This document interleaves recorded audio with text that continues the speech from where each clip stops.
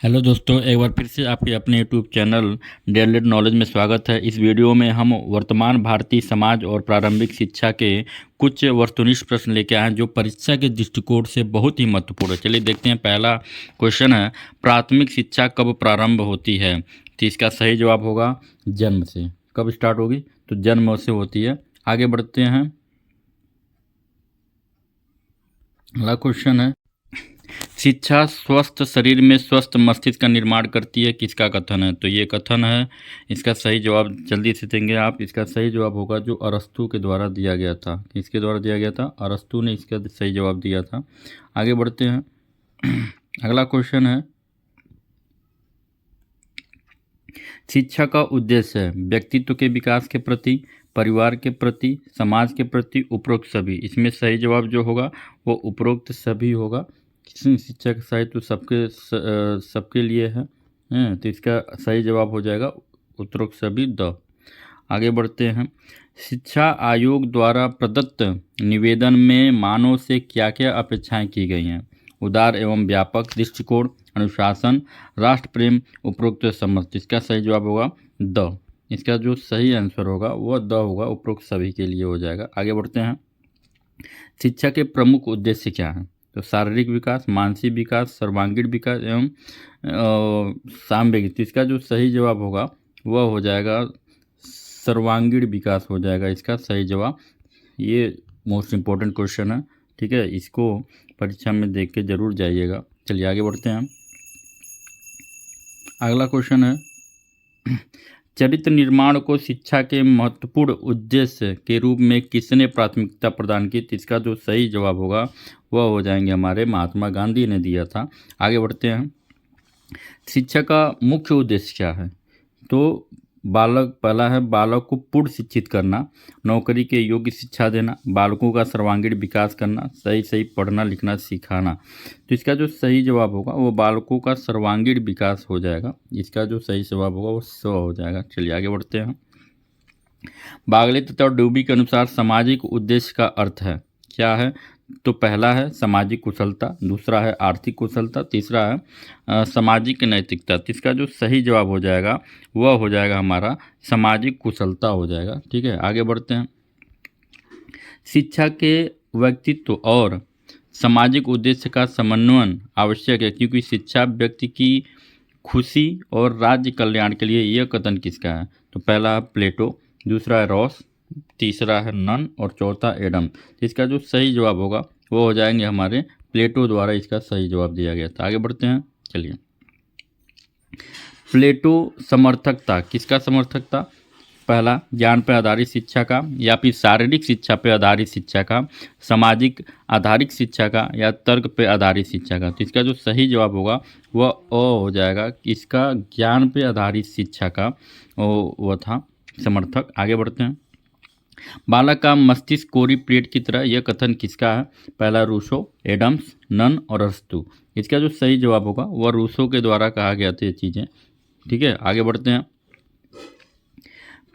परिवार शिक्षा का सर्वोत्तम स्थान और बालक का प्रथम विद्यालय है।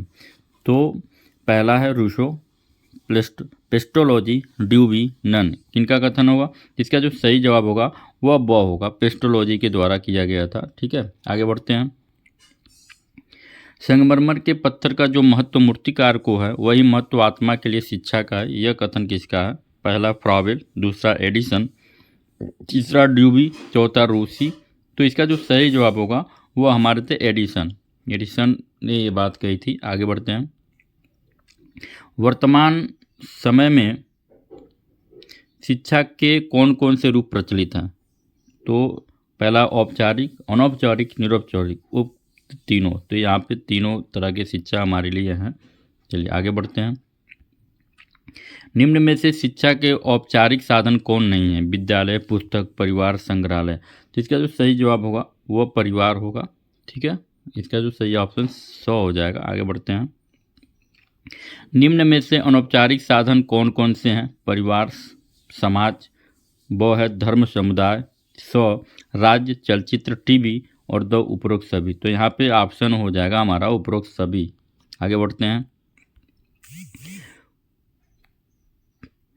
खुला विद्यालय तथा पत्राचार द्वारा दी जाने वाली शिक्षा का कौन सा रूप है?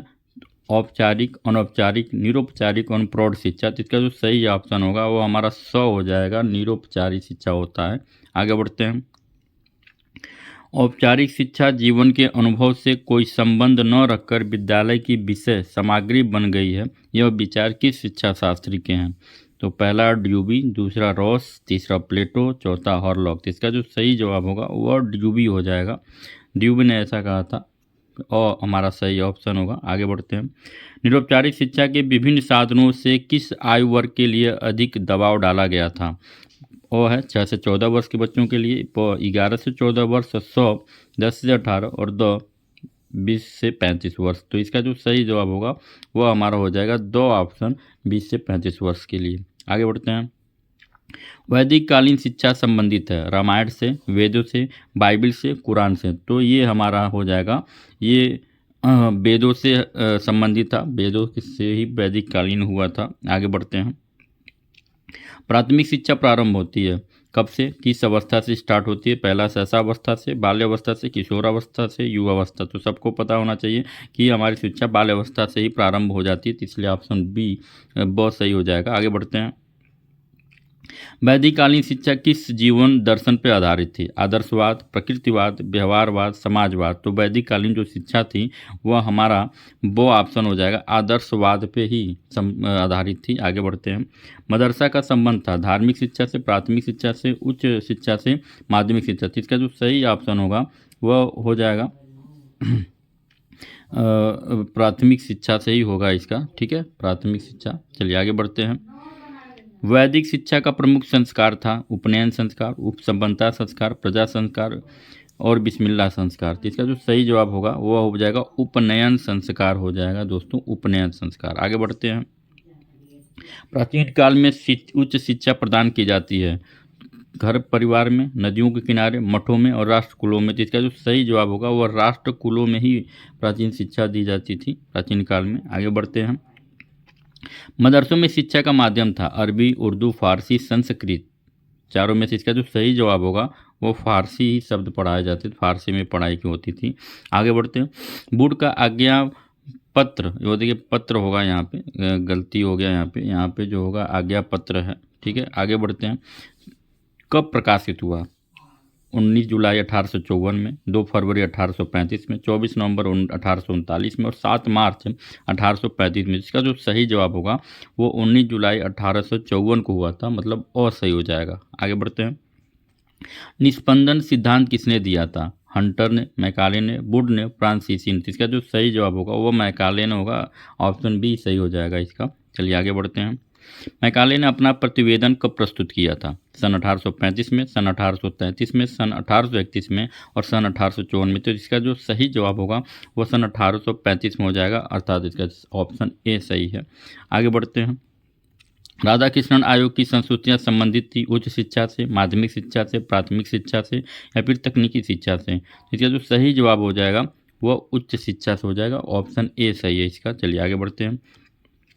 विश्वविद्यालय शिक्षा आयोग के अध्यक्ष कौन थे? Doctor Tarachand, doctor S Radhakrishnan, doctor A Lakshmana Swami Mudaliar और डी एस काठोर। इसका जो सही जवाब होगा वह डॉक्टर एस राधाकृष्णन हो जाएंगे। ठीक है, इसका सही ऑप्शन होगा। चलिए आगे बढ़ते हैं।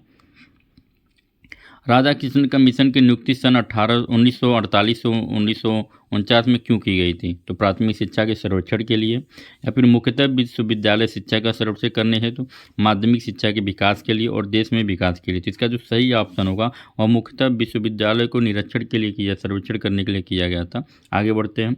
माध्यमिक शिक्षा आयोग 1957 का दूसरा नाम क्या था? शिक्षा आयोग था, मुदालियर कमीशन था, विश्वविद्यालय आयोग था या फिर कोठारी शिक्षा आयोग था? इसका जो सही जवाब होगा वह मुदालियर कमीशन, ऑप्शन बी सही हो जाएगा। आगे बढ़ते हैं। सन 1964 से 65 में किस आयोग का गठन किया? तो माध्यमिक शिक्षा आयोग, राधाकृष्णन कमीशन, कलकत्ता विश्वविद्यालय आयोग या फिर कोठारी आयोग। इसका जो सही आयोग होगा वह काठोरी आयोग होगा, ऑप्शन नंबर 2 सही हो जाएगा इसका। चलिए। राष्ट्रीय शिक्षा नीति 1986 में संशोधन किस सन में किया गया था? 1988 में, 1990, 1992, 1996। इसका जो सही जवाब होगा वह 100 हो जाएगा, 1992 में। आगे बढ़ते हैं। राममूर्ति समिति 1990 क्यों गठित की गई? विश्वविद्यालय शिक्षा में सुधार के लिए, बालकों के पाठ्यक्रम को बोझ कम करने के लिए, राष्ट्रीय शिक्षा नीति 1986 की समीक्षा हेतु, माध्यमिक शिक्षा के व्यवसायीकरण हेतु। तो राममूर्ति का इसका सही ऑप्शन हो जाएगा 100 राष्ट्रीय शिक्षा नीति 1986 की समीक्षा हेतु करने के लिए किया गया था। आगे बढ़ते हैं। कौन सा दर्शन परम सत्ता को आध्यात्मिक घोषित करता है? यथावर्त, प्रकृतिवाद, आदर्शवाद, प्रयोजनवाद। तो इसका सही जवाब जो हो जाएगा वो हमारा 100 हो जाएगा, ऑप्शन 100 आदर्शवाद हो जाएगा। आगे बढ़ते हैं। शिक्षा के क्षेत्र में आदर्शवाद की विवेचना की जा सकती है अनिवार्यवाद के रूप में, प्रकृतिवाद के रूप में, अनुभाववाद के रूप में, संपूर्णतावाद के रूप में। तो इसका जो सही ऑप्शन होगा वह ब हो जाएगा, प्रकृतिवाद के रूप में किया गया था। आगे बढ़ते हैं। आदर्शवाद का श्रेष्ठ योगदान किस क्षेत्र में है? शिक्षण विधि में, उद्देश्य, पाठ्यक्रम, बालक। इसका जो सही जवाब होगा वह ऑप्शन बी हो जाएगा, उद्देश्य के लिए। ठीक है, आगे बढ़ते हैं। आदर्शवाद के प्रमुख प्रवर्तक कौन कौन से हैं? तो पहला में है Rousseau, Berkeley, Spencer, Bernard Shaw, Adams, जीएस, कांट और प्लेटो, फारवेल, कांट, जेम्स और प्लेटो, सुकरात, कांट, हीगल, वर्कल। तो इसका जो सही ऑप्शन होगा वह द हो जाएगा, इन्हीं क्रम में थे वो लोग। ठीक है, आगे बढ़ते हैं। निम्नलिखित में से प्रकृतिवाद का संस्थापक कौन था? अरस्तु, प्लेटो, ओटावे, रूसो। इसका जो सही ऑप्शन होगा वह 100 हो जाएगा। रूसो जो थे वो प्रकृतिवाद के थे। ठीक है, आगे बढ़ते हैं। प्रकृतिवाद को शिक्षा में चरम उत्कर्ष प्रदान किया गया। कामेनियस, टीएच ऑक्सले, बकन, रूसो। किसके द्वारा किया गया था? इसका जो सही जवाब होगा वह हो जाएगा हमारा ऑप्शन नंबर 100, रूसो के द्वारा किया गया था। ठीक है, आगे बढ़ते हैं। प्रकृतिवाद का श्रेष्ठ योगदान शिक्षा के किस क्षेत्र में है? उद्देश्य के क्षेत्र में, शिक्षण विधि, पाठ्यक्रम, अनुशासन। इसका जो सही जवाब होगा वह अनुशासन के क्षेत्र में हो जाएगा, ऑप्शन नंबर 2 सही हो जाएगा। चलिए आगे बढ़ते हैं। निम्नलिखित में से कौन से प्रकृतिवाद है? सुकरात, स्पेंसर, हर्बर्ट, प्लेटो। इसका जो सही जवाब हो जाएगा देखिए सॉरी, ये थोड़ा सा क्वेश्चन डिस्टर्ब है, इसको हम लोग बाद में करते हैं। आगे चलते हैं, आगे बढ़ते हैं। कि शिक्षा में प्रयोजनवादी शिक्षा कैसी होती है? बाल केंद्रित होती है कि विषय केंद्रित होती है, पाठ्यक्रम केंद्रित, अनुभव केंद्रित। इसका जो ऑप्शन हो जाएगा वह 2 हो जाएगा। ठीक है, आगे बढ़ते हैं। प्रयोजनवाद का जन्म स्थान कहाँ था? प्रयोजनवाद का जन्म स्थान कहाँ था? ब्रिटेन में था, भारत में था, यूरोप में, तो अमेरिका। इसका जो सही ऑप्शन होगा वह 2 हो जाएगा, अमेरिका में था। ठीक है, आगे बढ़ते हैं। पांडिचेरी में किस महान शिक्षा शास्त्री ने आश्रम की स्थापना की? महात्मा गांधी ने, स्वामी विवेकानंद ने, आचार्य विनोबा भावे ने या श्री अरविंद घोष ने। तो इसका जो सही ऑप्शन होगा वह श्री अरविंद घोष, ऑप्शन नंबर 2 हो जाएगा। ठीक है, आगे बढ़ते हैं। शिक्षा से मेरा अभिप्राय है बालक और मनुष्य मस्तिष्क और आत्मा में पाए जाने वाले सर्वोत्तम गुणों का चतुर्मुखी विकास। यह कथन किसका है? तो महात्मा गांधी का, विवेकानंद का, शंकराचार्य का, टैगोर का। तो ये ऑप्शन हमारे महात्मा गांधी जी का है, ऑप्शन नंबर ए सही हो जाएगा। ठीक है, आगे बढ़ते हैं। सत्यार्थ प्रकाश पुस्तक के लेखक कौन थे? स्वामी दयानंद, विवेकानंद, शंकराचार्य और टैगोर। इसका जो सही ऑप्शन हो जाएगा वह ऑप्शन नंबर और स्वामी दयानंद ने इनके लेखक थे। आगे बढ़ते हैं। अविद्या का नाश और विद्या की वृद्धि करना चाहिए, इस विचार से 1902 गुरुकुल कांगड़ी की स्थापना की। वृंदावन और ज्वालापुर में गुरुकुलों की स्थापना की। किसने कहा था? पहला है विवेकानंद, स्वामी विवेकानंद और श्री अरविंद घोष और गांधी जी ने। तो इसका जो सही ऑप्शन हो जाएगा स्वामी विवेकानंद ने ही किया था। ठीक है, श्री स्वामी विवेकानंद किया था। तो ये यहाँ पे सेक्शन समाप्त होता है। वीडियो को लाइक करिए और देखिए, और ये परीक्षा दृष्टिकोण से बहुत महत्वपूर्ण है। धन्यवाद।